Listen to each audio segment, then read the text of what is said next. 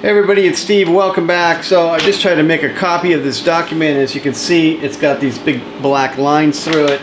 The original version did not have those. It was quite clear. So we have a problem with the printer. Fixing it, however, is something that even I can do.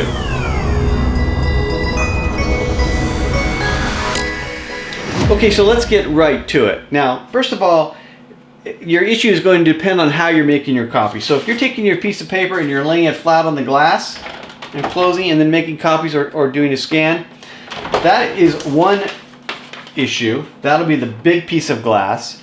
But if you're taking your piece of paper and you're shooting it through the document feeder, then the printer uses this narrow glass area here. So that was the issue for us. So the area I'm going to clean is just this area here, this narrow piece of glass. If you have marks on your paper when you're doing it the other way, then you're going to need to clean the big area of glass. All right. So to clean it, I used these little cloths that I get from the eye doctor.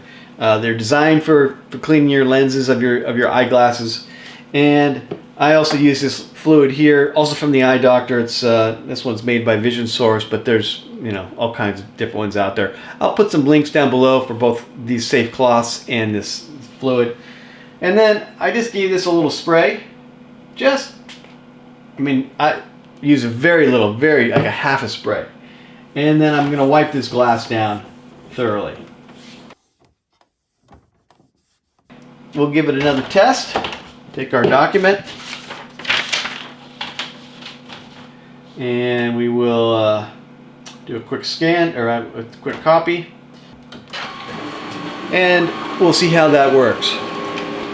Alright, fed through, no problem. So here comes our document.